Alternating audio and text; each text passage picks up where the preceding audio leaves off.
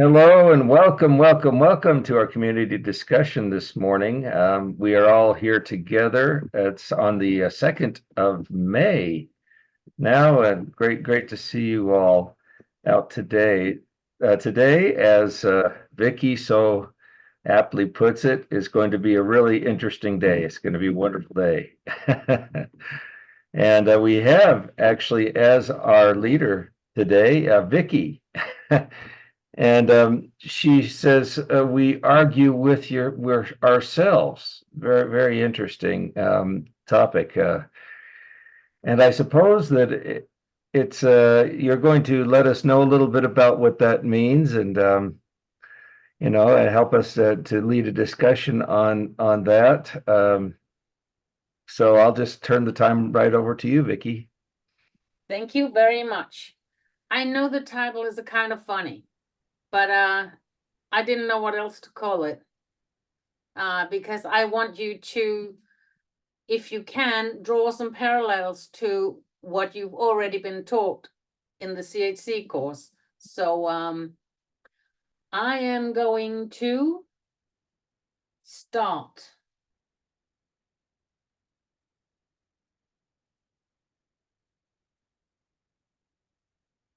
Are you very often arguing with yourself? No, why should I? Yeah, why not? Because we do it all the time. And while we talk about it, I hope you will allow me to be a tiny bit provocative.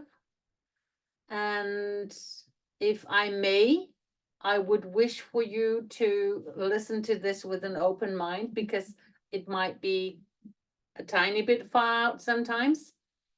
But maybe something will ring a bell. Maybe not for you. It could also be for somebody you know.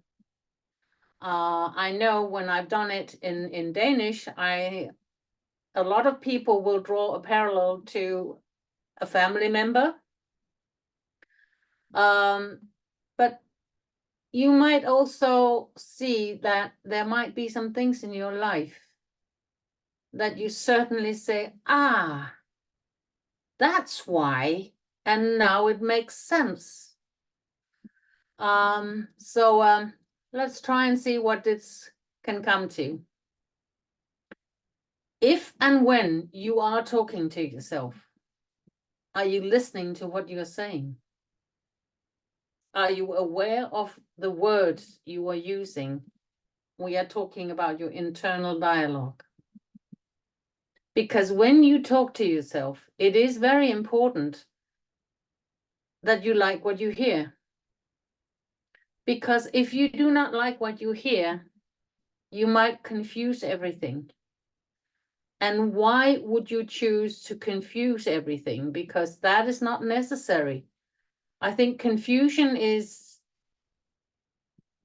not bad, but it's not really good. I don't know what word to use, so excuse me for that. When you then talk to yourself, do you like the answer you're getting, or would you actually like to have another answer? Because if you would like to have another answer, then you just might not be asking the right questions. And here it's a bit provocative, because are you putting your money where your mouth is? Because a lot of people aren't. Their lips are moving and they are talking, but not all the time is coming out what they think is going to come out. If you give advice, would you follow your own advice? Because if not, maybe think twice. Are you being honest? Because if you're not honest to everyone, then you might not be honest to yourself, and that would be really, really bad. So if we were somehow to tap into the powers that we have, where are the key to the powers? Do we know where it is? Yeah, we do. It's inside yourself. It's your brain. Okay, my brain? Yeah. I am going to serve you today a few facts. Maybe you decide that you like them. You might also decide that you dislike them. But either way is good, because when we see things we like or we don't like, then we need to make a statement to ourselves and say, okay, I don't want that, but I want this. Or I don't want this, I want that. Either way, it's good. But sometimes people can be a bit confused of what they really want. If you like what you hear, use them. But you need to be open-minded. Are you willing to try something different? Because sometimes that is what it takes to come out of oneself, so to speak. The information we are talking about today is not something we are born with. It is information that we are going to learn, or we are going to be told on our way, because it's something we called mind power. And mind power will only work for you if you decide to take action. And how do I do that? It's very simple, because everybody is talking about the law of attraction. I have news for you. You are the law of attraction. And your mind will say, your wish is my command. So, what is your dream? When do you want your dream to come true? Do you know why it's your dream? How is your ability to focus? How often do you feel grateful?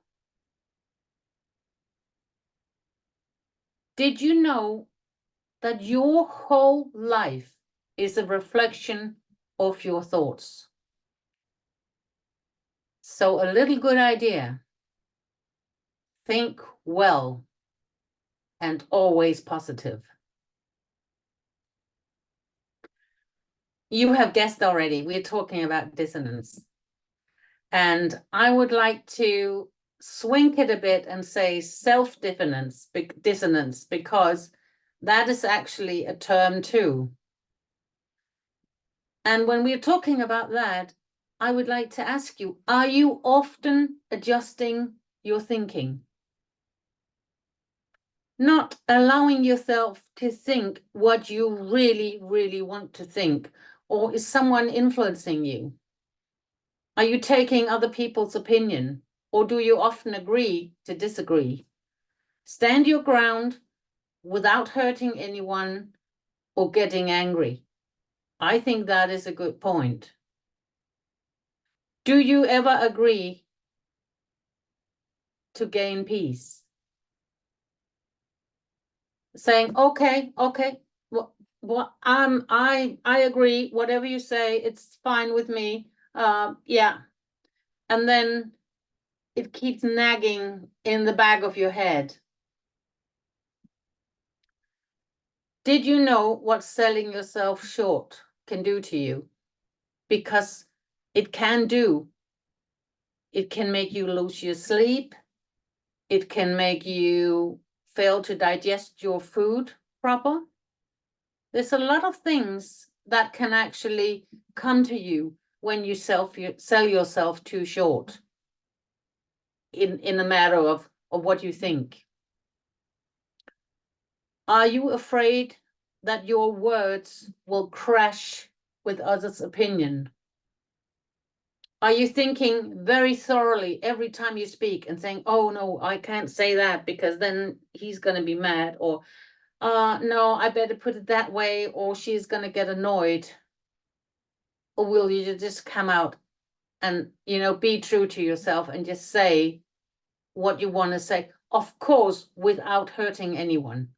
I'm all the time talking about just being truthful with you. If not, you're not doing yourself a favor. I think honesty must start with you, with me, with us, with whoever we are and wherever we are. And thoughts can be many, many different things. And if we are talking dissonance, I could say, I want to be healthy. I live every day to be healthy. And then I drive around McDonald's or somewhere else when I'm longing for food. Okay, I'm going to run a marathon. Next year, I'm going to run a marathon. And then next year come and you forgot to start running. You forgot really to exercise at all. Every time something is happening inside you, because you are mishmashing with your own mind, and that's not good. Oh, but I bought a membership to the gym. Fine. Did you ever go? No, I didn't have time. But I want to sleep a minimum of 7.5 hours every night. Okay. But yeah, I get to bed a little bit late, so I usually get 5 hours.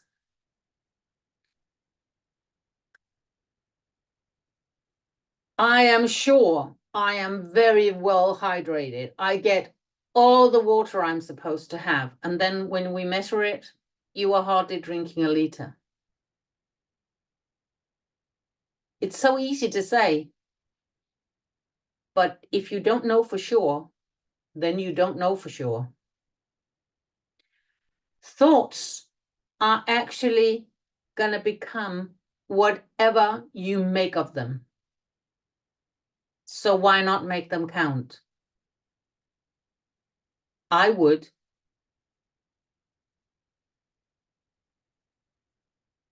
Our inner world could just be so confusing. And sometimes we just need to take a stand. I would like to finish this with presenting you with a few questions that I would love if we could discuss them a bit here afterwards. Why do we have thoughts we don't like? And why do we sometimes think negative thoughts without even wanting them? And can anxiety make you believe things that are not true? Do thoughts always come true? How do I stop thinking about thoughts I don't want? And how do I rewire my brain to stop thinking negative? I hope you have an answer, because I had the questions and I would love to hear what you say.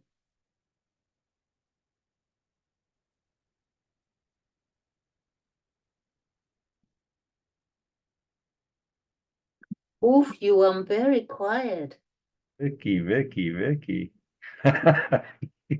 You really poured on some questions there about our own self-evaluations, and so that's maybe give people a little bit of time to think about it. Those are pretty heavy questions. I will. Well, I did. Vicky, okay, Yes. my name is Norma. Hi. Hi, Norma.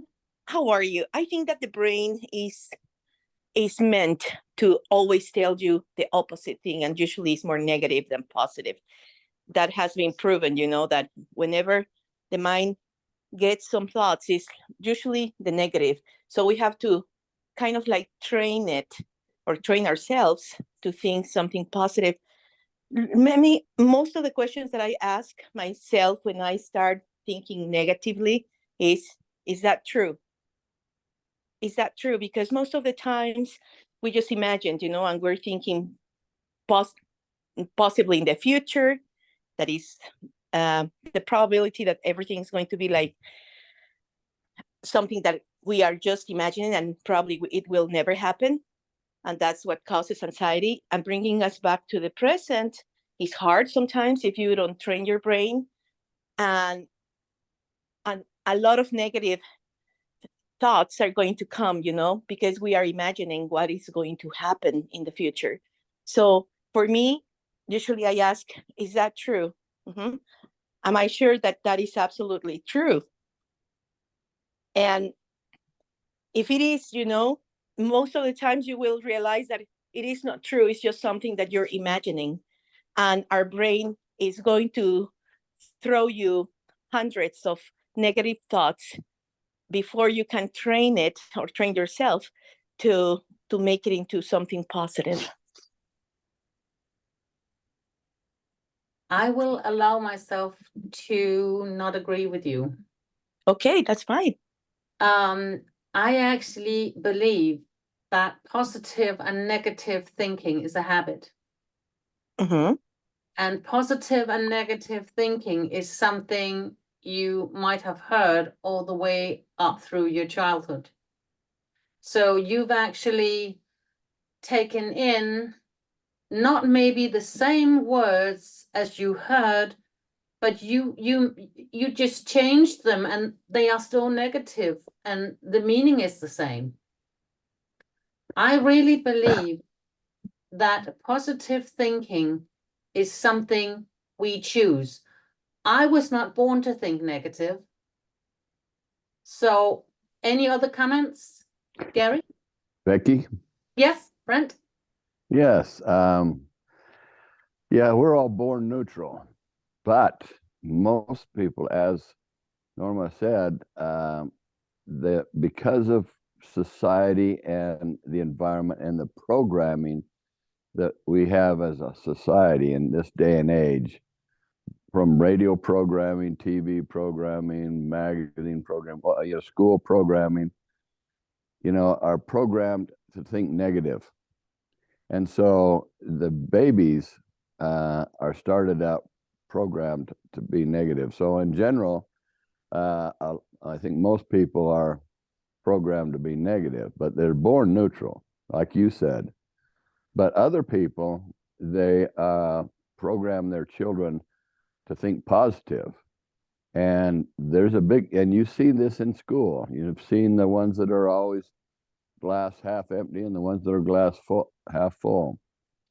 And so realizing this is the first step in getting rid of that programming. You rewrite that program. And one of the things, that good question you had, Norma, is this true? We need to ask ourselves that about everything, especially about ourselves, if it's something about us.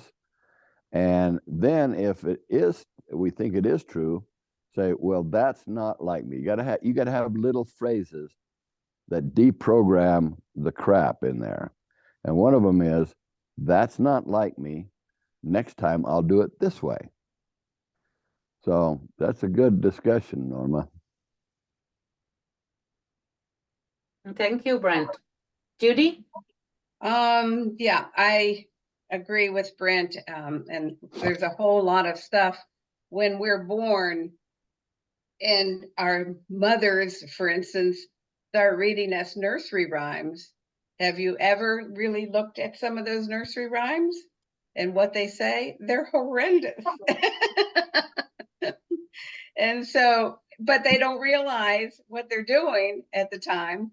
So yeah, we are programmed and brainwashed, but we here are very, very fortunate to be in a place like this because most people do not get what we're getting. And to learn about what's really happening from our own programming throughout our lives, and to know that we can change that and to make the positive decisions and choices for ourselves. And that's one of the things that we have to bring out to as many people as possible. Anybody else? Sure. I've been taking a mental success course, and some of the things that we've learned is to change your language, change your life. And so some of the things that I have wrote down is I am happy, healthy, wealthy, gorgeous, and bountiful, and a magnet as my desires manifest. So you just kind of change things and do them in color.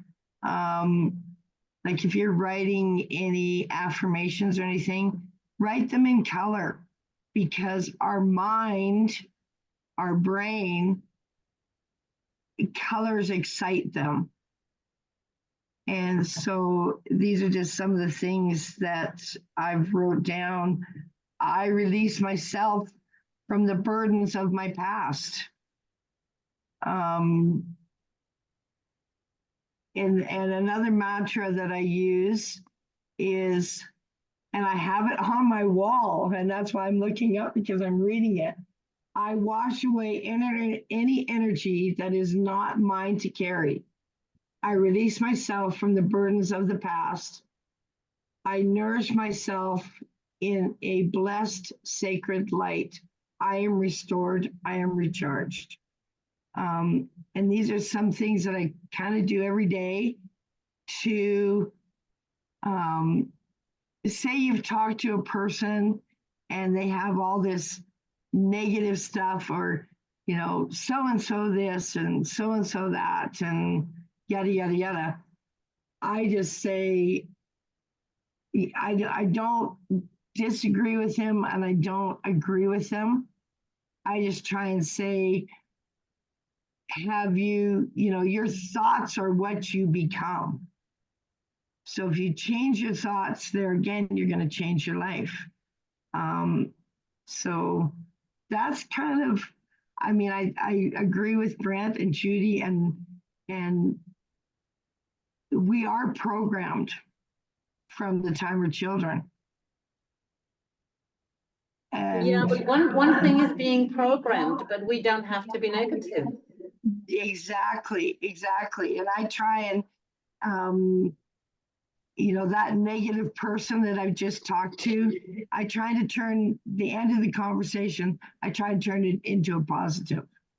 So they see the other side, change that negative thought to a positive thought. And there again, same thing. If you change your language, change your life, change your thoughts, change your life. But then again, I don't think that this is actually a way of saying we are not allowed to have negative thoughts, because a positive can come from a negative. And exactly. I think that one of the questions that I am very often asking myself is, how come I can have these thoughts that I don't like? I think, Vicky, Am I the only one who's experiencing that? I think we all experience that, because it's like in Star Wars, there's a yin and yang, there's a dark side of the force and a light side of the force, and it's which way we're paying attention to, the dark or the light. And Bonita, one of the things that you mentioned was, a list of, positive reprogramming statements, because you changed. In fact, I taught this to hundreds of people, that if you want to change your world, you just change the way you think. And I'd spend a couple hours in the beginning helping them change the way they think and deprogramming all of that crap they've been programmed with their whole life to get them so they could transform. But one of the really neat things I saw, my father-in-law, he was in his 90s, and for 10 years or more, he'd learned to make a list, this mantra of all of these positive sayings. He would read, and he had them memorized, and he'd go through them every night before he went to sleep. Like, I am healthy, I'm full of energy, I'm, all of these positive things to program in. And that's what he'd go to sleep on. And there was about 20 of them or more. And he was so strong and full of energy. His memory was better than mine. And he'd still be with us if they hadn't done some medical intervention and created microscopic clots, throughout his body and killed him, a couple of years ago when all that stuff was happening. But that I was really amazed, impressed with that, because I could see the effects of what it had on him compared to other 90-year-olds. Yes. One question or one thought. If we are talking about dissonance, what is your take on if you say one thing and your mind knows another thing? I think it's the dissonance talk that I would love us to have as well, saying, I know you have a saying that put your money where your mouth is. And if you are thinking, what can I be thinking? I can be thinking, oh yeah, I'm telling all of you how wonderfully healthy I am, and I'm eating only the dark green stuff, and I'm going to the gym, and I'm running, and I'm like a superb student. And while I'm talking, I know I'm lying. That does something to a person. Yes. Oh, that's really hard on us, that hypocrisy within within ourselves. Yeah, that really does damage. And then we feel guilt, and guilt stops progress. And so you have to get rid of that guilt. And the way to fix anything about yourself is one step at a time. Big things, especially like addictions, like food is an addiction. Sugar's addiction. You want to do all these things that you just said, Vicky, but you get an addiction. You go out and have that McDonald's hamburger, or you go out and get that great big milkshake, because you're focusing on that. The big trick is, what I taught lots and lots of people is immediately when you're tempted with an addiction, whatever it is, appetites, emotions, or passions, you counter it with the positive, and then immediately shift your mind to think about something else. Don't entertain it. If you focus on that addiction, you focus on that hamburger or that milkshake, you're going to go get it. That's all there is to it. But if you counter it because of the way you want to look and feel, and then you get thinking about something else, then you can get away from it. But if you don't, you're going there. I have a friend. She keeps claiming that someone, when she's doing her shopping, that they are throwing it into her cart, and then when she's at the register, she just pays the stuff, because she can't be bothered. And I thought, I listened to that, and I've listened to it for years. And then I said to her, Did you ever try to add up how much you would have saved if you had put it back? She said, what do you mean? Yeah, you said you tell me that everyone is putting things in your cart when you're shopping. So you are going to be forced to eat chips and chocolate and ice, and poor you. I feel with you. I hear how tormenting that must be. But did you ever try and sit down and find out how much money you would have saved if you just put it back? Exactly. And then I think that it was maybe a week. She called me and she said, why didn't you just call me a liar? I said, because that was not my job. It was for you to see. No, but it was for her to see, not for me to say. Because if she wanted that lie, bless her with a lie. But yeah, Sarah? Yeah, that was really good what your friend says. Yeah, why don't you just call me a liar. Yeah, so I think I believe we lie all the time to ourselves. We we actually say, or let's see, we say things or we do things what we think we're supposed to do or be, you know.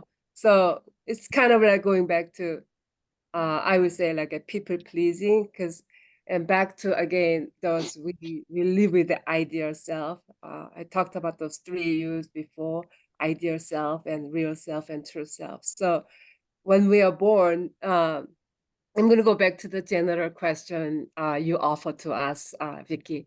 So when we are born, we are like a blank canvas, and depending on where we are born to, we had no choice. Maybe we did have a choice, but at least from starting from the earth, we didn't have any choice. So it is, you know, scientifically really proven that if you take twins and then they get adopted to different families, and you know, when they grow up, after they become a adult, you can see the difference. It's the same gene and everything, but because of the environment. So it's like a nature versus nurture. But so depending on who you are surrounded by and your environment, culture, and everything, you become different person. So we okay, so we were like a blank canvas, but we kind of got domesticated. There's actually a thing about that. We get domesticated, so we learn a lot of do's and don'ts. Some of them really help us to come this far, but some of them didn't serve us. So we developed like limiting beliefs, and that's what we're battling with in our head, the lie and the truth. So we have to fight with here's a lie, because everything you talk, most of the stuff that we're talking in this dialogue, that is not even your mind, but it's a lie that you learned to live with. You bought into it because that's what the environment taught you, put it in the box. So knowing the true self is kind of like a recipe that who am I? And I am a child of God. God created me, and everything is really perfect in me. But I had to undo a lot of stuff, and so to do that, you have to go to the like a real feeling. You have real self. This is how I feel, and that's the battle. But once you go through that, then you can go to your heart and really see who you really are. And then you can see the creator, you can see the Heavenly Father, and you're a child. And when he created me as a like a perfect whole one. Like, you know, it's everything is sufficient in there with his grace. So I think that that's the battle. And so when we think about this mask, ideal self, I mean, I catch this all the time, like every day. Like, oh, well, did I talk about this? Did I act this from here? Or did I really do this expression of love from here? Was that about me, or was it about other people's benefit? So I constantly kind of think about that, and being aware of questioning myself. That is to me actually uh, amazing thing, that's what that helps me. And I learned that we talk about let go of the past a lot, but I just recently kind of thought about we let go of the past, because we know, okay, all those limiting beliefs that didn't serve us, we need to let it go. But if okay, so if I do like a logically, the past impacts our present, and how we think according to that actually impacts our future. And then according to that future, we already bring that future here, and then we also block ourselves.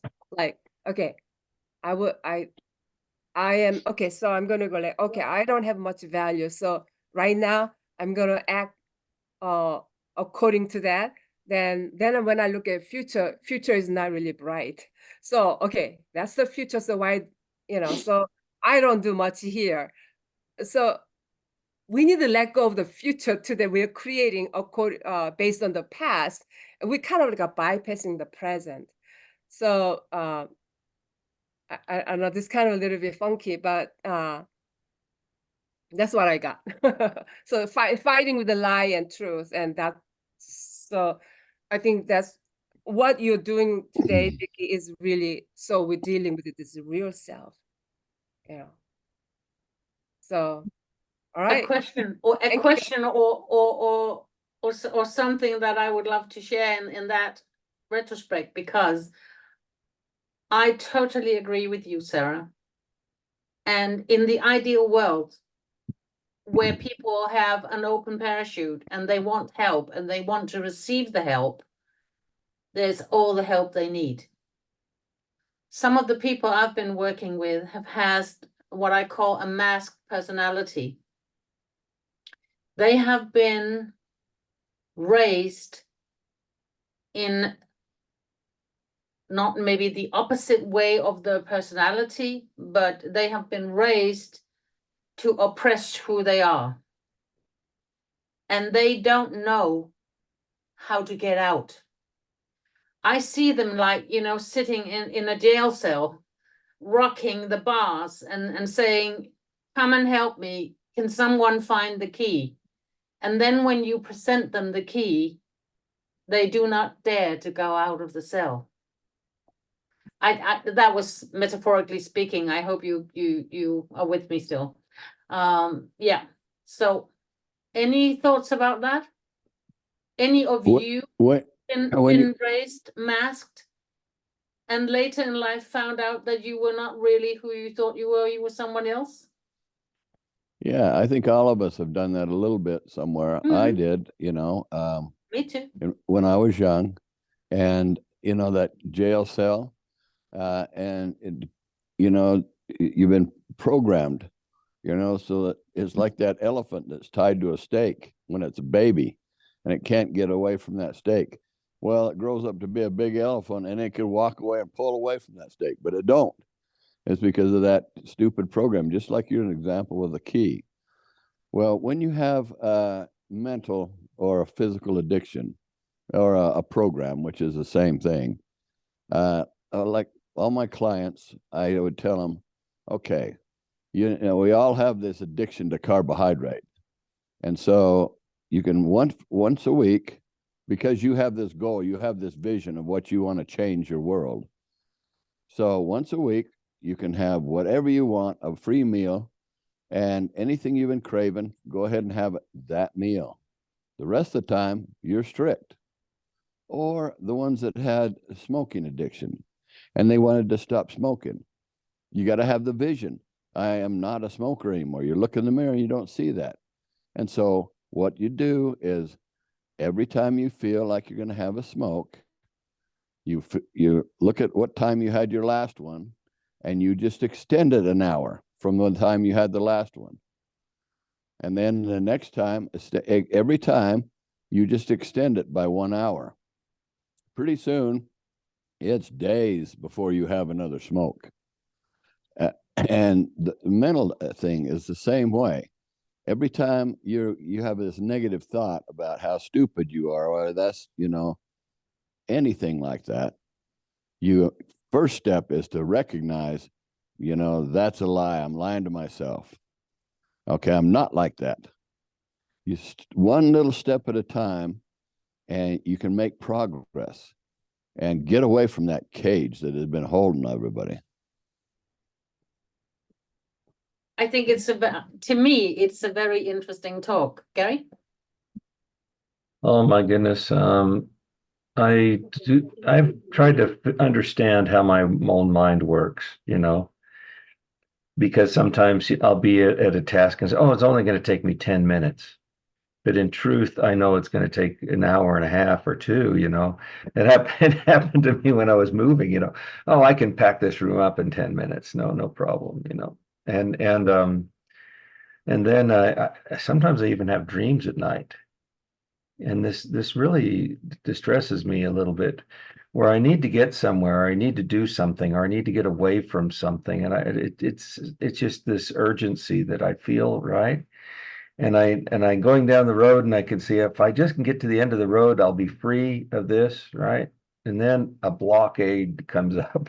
I say, hey, wait a minute, this is my dream. I can I can get rid of that blockade really easy. Well, I'll have a flying car or something like that. And then all of a sudden I look up, there's a net up there.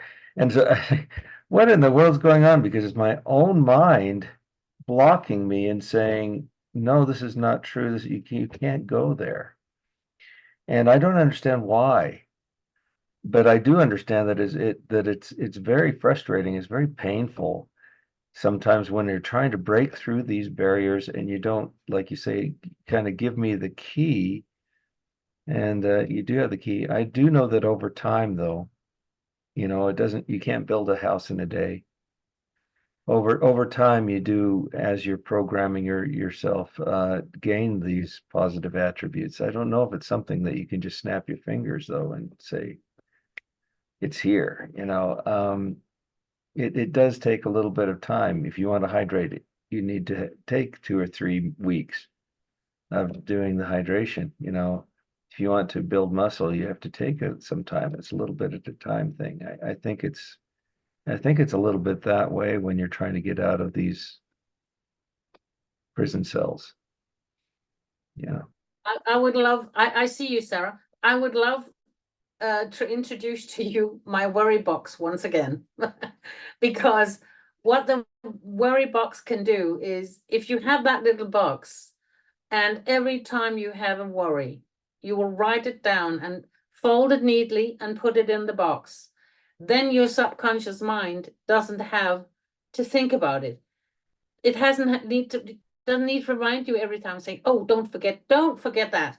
That was a worry. Don't forget that. The brain is an expert in making us not forget a worry that came to mind.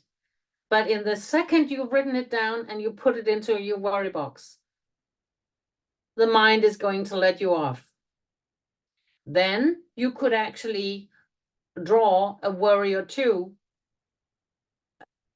at 4 o'clock in the afternoon and see, did they come true or did it solve itself?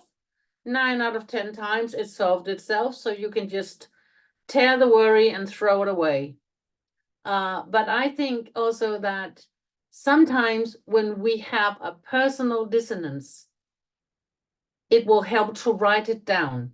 If you had sat down and written, move my room, approximately how much stuff and how much time, I think your common sense would have said to you, it's going to take some hours.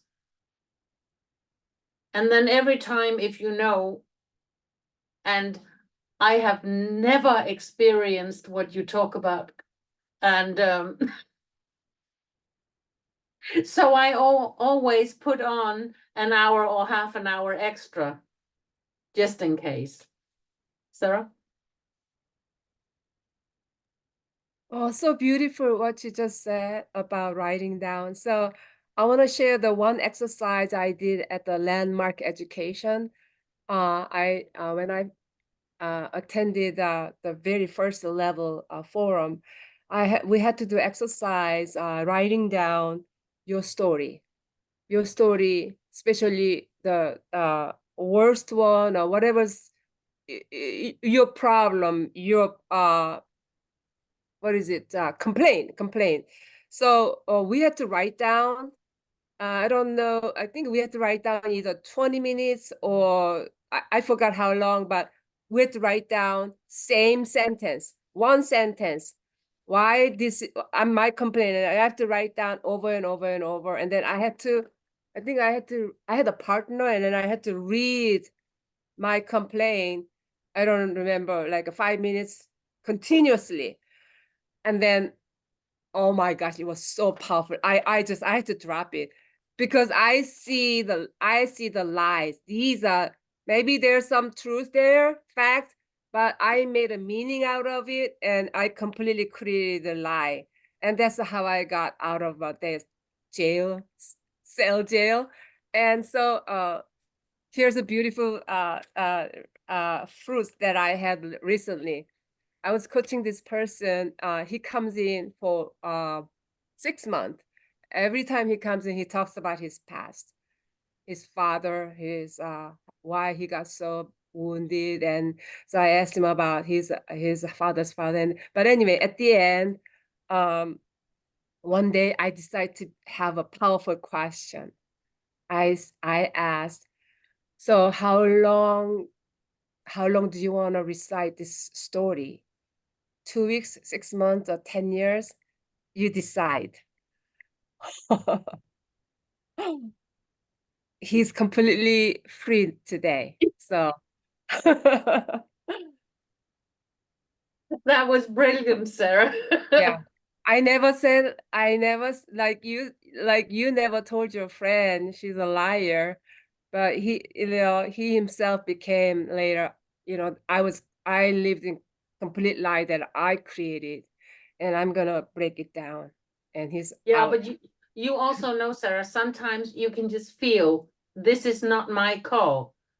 They need to know it themselves. I had one. He came late at every appointment we had. And always there was something in traffic, or there was something happened on the way. And this particular day he comes in my door running and saying, oh, we were like in a queue and I think there was an accident. And I said, what color was the car? He said, what? I said, what color was the car? What car? The car you just described from the accident. What color was the car? Oh, I think it was blue. Okay. So should we go on with the session then? And then he found out that I was not interested in all his excuses, and then he just left them. Because there was no excuse. It was just his mind wanting to tell me that he was late because so-and-so all the time. Anyone?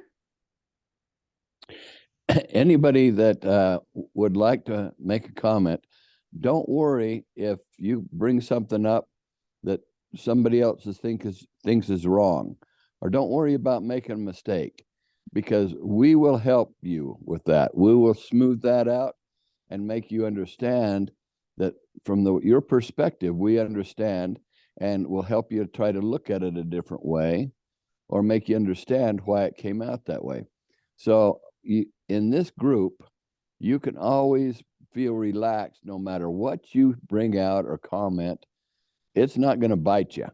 In most places in the world, in your school and everything else, when you made a comment, and made a mistake or something, they bit you. This is not going to happen here. So be relaxed. Everybody share, because you all have experiences and things that we can all learn from. You can learn something good from anybody. We could finish off with one of the questions. Can anxiety make you believe things that aren't true? Oh, sorry, Nelda? Well, for the answer, that would be yes, but I was not going to speak about that, but I was going to say, this is a great conversation, great topic. And I believe that, there is a lot of negative self-talk. We all receive it.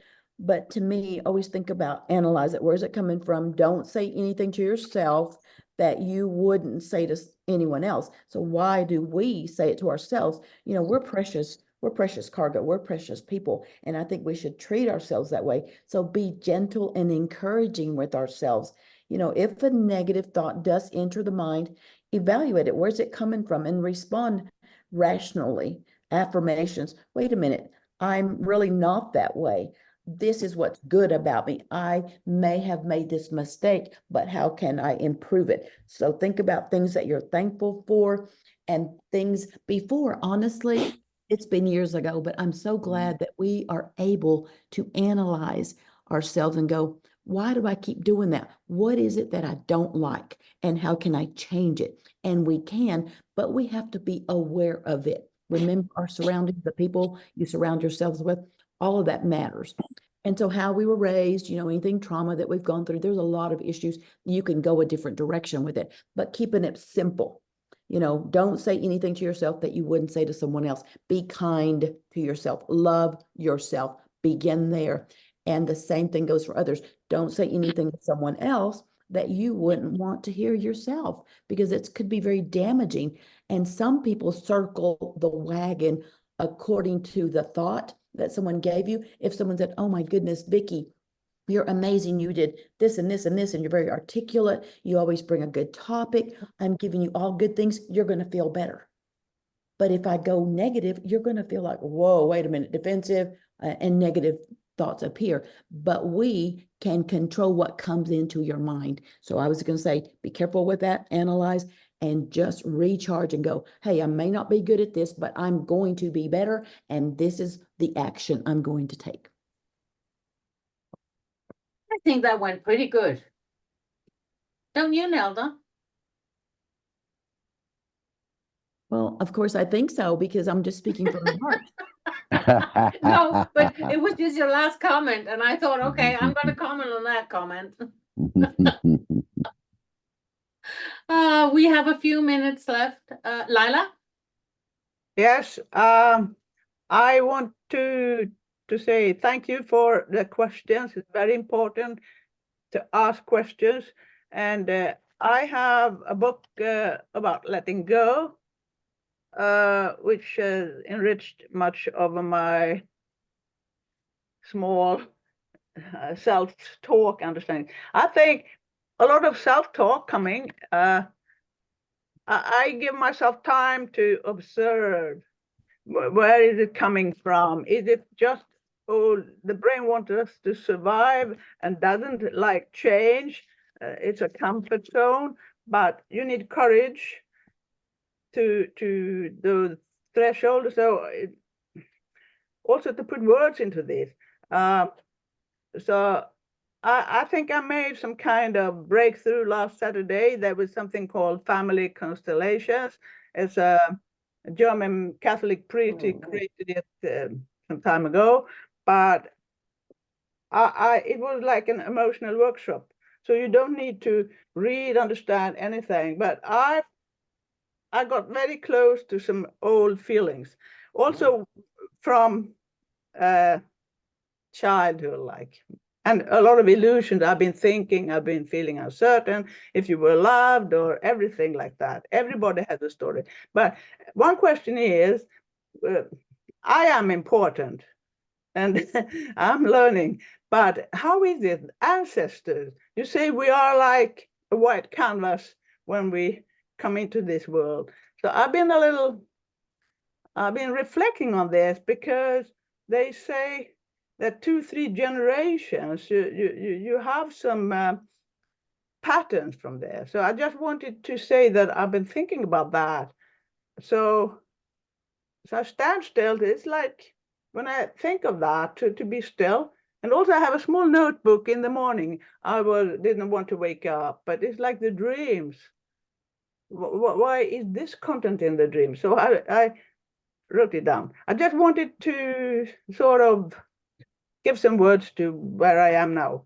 And I love you. Thank you, Lila. Lila, a thought. You just mentioned the canvas.